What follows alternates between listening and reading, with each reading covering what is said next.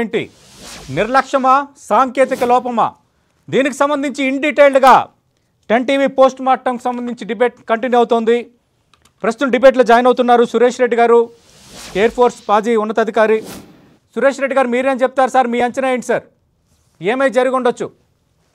అంటే అక్కడ ఉన్న పరిస్థితిని బట్టి మనం ఒకవేళ as of now without having much of information చెప్పాలనంటే సార్ అది ఎయిదర్ హ్యూమన్ ఎర్రర్ కావచ్చు, లేకపోతే బర్డ్ హిట్ కావచ్చు, లేకపోతే ఏదైనా అవుట్ సైడ్ ఏదైనా ప్రొజెక్టైల్ ఏదైనా తగిలిండొచ్చు, టెక్నికల్ ఫెయిల్యూర్ కూడా కావచ్చు.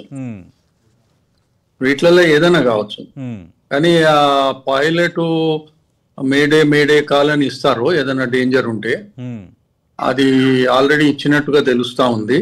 అంటే ఆయన ఏదో ప్రమాదం ఉందని ఆల్రెడీ తెలుసుకున్నాడు. ఆయన తెలుసుకునే వరకు హార్డ్లీ అదొక గ్రౌండ్, అక్కడ ఉన్న లోకల్ గ్రౌండ్ నుంచి హార్డ్లీ ఒక 450 feet కూడా లేదు ఆ హైట్. కాబట్టి ఈ ప్రత్యేకంగా ఈ విమానాలు ఏదైతే ఉన్నాయో దరిదాపు 13-14 సంవత్సరాలకి వెళ్ళి కమర్షియల్ ఫ్లైట్లలో యూజ్ చేస్తా ఉన్నారు.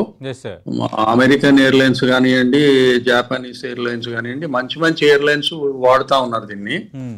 అయినప్పటికీ కూడా ఏది పెద్దగా ఫ్యాటాలిటీ ఎక్కడ కాలే, ఎటువంటి చనిపోయేంత లెవెల్లో కాలేదు. ఏదో చిన్న మొన్న ఫెయిల్యూర్స్, ఆ మ్యానుఫ్యాక్చరింగ్ లా మెటల్స్ యూజ్ చేసే దాని మీద కొన్ని డౌట్స్, కొన్ని లీకేజెస్ అటువంటివి కొన్ని వచ్చినాయి ఇనీషియల్ గా. కాకపోతే అవన్నీ కూడా అధిగమించి బాగానే నడుస్తా ఉంది. ఈ ప్రత్యేకంగా ఇక్కడ ఉన్న దాన్ని చూస్తే బర్డ్ హిట్టే మోస్ట్ ప్రాబబుల్ రీజన్ అనిపిస్తా ఉన్నది, లేకపోతే టెక్నికల్ ఫెయిల్యూర్ ఉండొచ్చు. ఈ రెండిటికే ఇక్కడ ఆస్కారం ఉన్నది. ఇంకోటి, ఎయిర్ క్రాఫ్ట్ కు ఆల్టిట్యూడ్ లేదు, స్పీడ్ లేదు, థ్రస్ట్ అంటే ఇంజన్ ముంగడికి నూకే ఆ పవర్ ఏదైతే ఉందో అది టోటల్ గా ఫెయిల్యూర్ అయింది. అయినప్పుడు స్టాల్ అంటారు, ఆ ఎయిర్ క్రాఫ్ట్ రాయి లాగా పడిపోతుంది, స్టాల్ అవుతుంది. ఈ ప్రత్యేకంగా ఈ ఎయిర్ క్రాఫ్ట్ గ్లైడింగ్ కెపాసిటీ పెద్దగా లేదు. ఒక హైట్ లో ఒక స్పీడ్ లో ఉంటే పోతుండొచ్చు, ఒక 50 కిలోమీటర్లు లేకపోతే దూరమో, లేకపోతే 100 కిలోమీటర్ల దూరము, depending on speed and altitude ను బట్టి గ్లైడ్ అయ్యే అవకాశం ఉన్నది. లేకపోతే దీనికి ఇంజన్ పవర్ ఉండాల్సిన అవసరం ఎప్పటికైనా ఉన్నదన్నమాట. ఇక్కడ పరిస్థితులు చూస్తే ఇంజన్ స్పీడ్ లేదు, ఎయిర్ క్రాఫ్ట్ స్పీడ్ లేదు, ఇంజన్ థ్రస్ట్ లేదు. మళ్ళీ దీనికి వేరే విధంగా అక్కడ వేరే అవకాశం లేదు, అంత టౌన్షిప్ ఉన్నది. అందువల్ల ఆయన పైలట్ కు కంట్రోల్లో లేదు, అది ఆటోమేటిక్ గా అది దానంతట అదే పోయి పడింది. కానీ ఆయన చేయగలిగే ఆ అవకాశం కూడా ఆయనకు లేనట్టుగానే అనిపిస్తా ఉంది. అయితే బ్లాక్ బాక్స్ లా ఏదైతే రేపు అన్ని వాయిస్ రికార్డర్ లా ఏదైతే వస్తాయో దాన్ని బట్టి ముఖ్యంగా ఏమైందనేది ఐడెంటిఫై చేసి పిన్ పాయింట్ చేయడానికి ఆస్కారం ఉంటుంది. ఎట్లయినా సరే ఇది దుర్ఘటన, చాలా ఏళ్ల తర్వాత ఇటువంటి జరగడం చాలా దురదృష్టకరము. యూజువల్ గా ఈ ఫ్లైట్స్ యాక్సిడెంట్లకు గురైతాయి అంటే ముఖ్యంగా టెక్నికల్ ఫెయిల్యూర్స్ కావచ్చు, బర్డ్ హిట్స్ కావచ్చు, బయట నుంచి ఎవరన్నా ప్రొజెక్టైల్ ఏదైనా వచ్చి తగులితే కావచ్చు, లేకపోతే వెదర్ ఖరాబ్ ఉంటే దాని వల్ల కావచ్చు, హ్యూమన్ ఎర్రర్ కావచ్చు, లేకపోతే ఒక్కోసారి ఏటీసీ కూడా తప్పుదారి పట్టించడం వల్ల క్రాష్ అయితే ఒకదానికొకటి తగిలే అవకాశాలు ఇక్కడ అలాంటి ఛాన్స్ కనిపించట్లేదు కదా సార్, ఎందుకంటే విమానాశ్రయానికి చాలా సమీపంలో ఇక్కడ లేదు. అంటే యూజువల్ గా ఇన్ జనరల్ చెప్తున్నా, ఇన్ జనరల్ యాక్సిడెంట్ కావడానికి ఇవన్నీ కారణాలు ఉంటాయి. కానీ ఇక్కడ ముఖ్యంగా చూస్తే టెక్నికల్ బర్డ్ హిట్ ఈ రెండే ఎక్కువ కనిపిస్తున్నాయి. ఇక్కడ మనకు చూసినట్టయితే ఆ ఎయిర్ క్రాఫ్ట్ కు ఆ హైట్ లో ఆ స్పీడ్ తో ఉన్నప్పుడు, ఆ ఇంజన్ లేనప్పుడు దానికి తట్టుకునే ఆ గ్లైడ్ చేసి ల్యాండ్ అయ్యే అంత కెపాసిటీ లేదు. ప్లస్ ఇంకోటి ఏమంటే ఇది పైలట్ కు ఇక వేరే ఎటువంటి ఆప్షన్స్ లేదు. ఇది మంచి ఎయిర్ క్రాఫ్ట్, ఇది ఆ ఫ్యూజలేజ్ అంటే ఆ బాడీ ఏదైతే ఉందో అది మోనోకాక్ టైప్ అంటారు ఫ్యూజులేజ్, చాలా స్ట్రాంగ్ అనమాట ఇది. ప్లస్ దాని వెయిట్ కూడా చాలా తక్కువ, మైలేజ్ బాగా ఎక్కువ ఇస్తుంది ఎయిర్ క్రాఫ్ట్. అండ్ దీని ఇంజన్ కూడా చాలా బెస్ట్ ఇంజన్స్ అనమాట, వాళ్ళనే అతి ఇంపార్టెంట్ ఇంజన్స్ అనమాట ఇవి.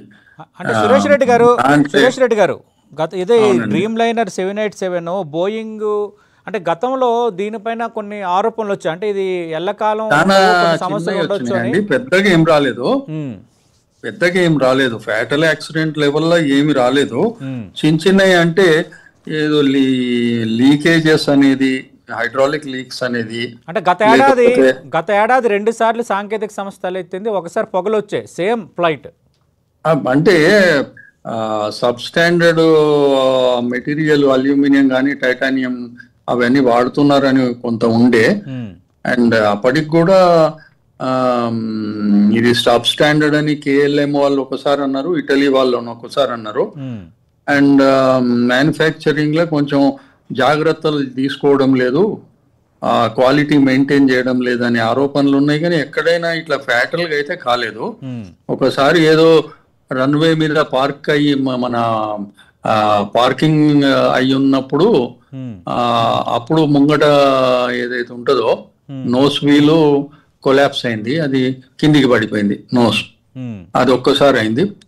అది తప్పితే వెరీ స్టడీ ఎయిర్ క్రాఫ్టే, 250 మంది దాకా ఈజీగా దాంట్లో పడతారు.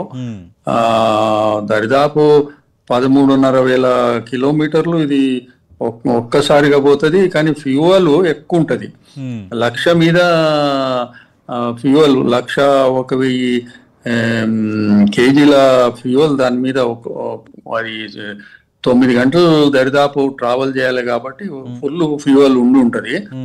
అది ఎట్లుందంటే ఒక బాంబు లెక్క ఉంటుంది దాని ఫ్యూజులేజ్ ఏదైతే బాడీ ఉందో, ఫైర్ అయితే అది నథింగ్ బట్ ఏ బాంబ్ అనమాట అది. దానివల్ల ఇది ఇంత దారుణంగా అయింది. అనుకోను ఎవరైనా ఒకవేళ సేవ్ అయితే యూజువల్ గా ఇటువంటి ఎయిర్ క్రాఫ్ట్లలో వెనక సైడ్ టేల్ ఎండ్లు ఉండేటోళ్ళకి కొంచెం అవకాశం ఉంటది. కానీ ఇందులో ఎవరు మిగలేదు సార్, ఒక్కరు మిగలేదు. 242 మంది ఇంక్లూడింగ్ క్రూ సపోర్ట్ టీమ్ అంటే అది చెట్లకి బిల్డింగ్లకు తగిలింది, ప్లస్ బర్స్ట్ అయింది కదా. ఇక బర్స్ట్ అయినప్పుడు వెనకోళ్ళు బతికే అవకాశం ఉంటది, కానీ ఫైర్ వెనకకు కొట్టేసరికి వాళ్ళు కూడా బతకడానికి అవకాశమే లేదు. ఓకే, ఫైర్ తోని ఎవడు తట్టుకుంటాడు, టేల్ ఒక్కోసారి కింద పడ్డా బతికిన వాళ్ళు ఉన్నారు. అందువల్ల ఈ ప్రాబ్లం ఇది అయిందొచ్చు అని చెప్పి నాకు అనిపిస్తా ఉన్నది. రైట్. సురేష్ రెడ్డి గారు ఒక్క నిమిషం లైన్లో ఉండండి సార్. ప్రస్తుతం మనం లైవ్లో చూస్తున్నాం, కేంద్ర పౌర విమానయాన శాఖ మంత్రి రామ్మోహన్ నాయుడు ఘటనా స్థలాన్ని సందర్శిస్తున్నారు. యాక్చువల్గా ఈరోజు కూటమి ఏడాది అయిన సందర్భంగా ప్రస్తుతం ఆంధ్రప్రదేశ్లో కూటమి ప్రభుత్వం ఈరోజు ఈవినింగ్ ఒక సభ పెట్టుకుంది. దాంట్లో పాల్గొనేందుకు రామ్మోహన్ నాయుడు ఈరోజు ఉదయమే ఢిల్లీ నుంచి విజయవాడ వచ్చారు.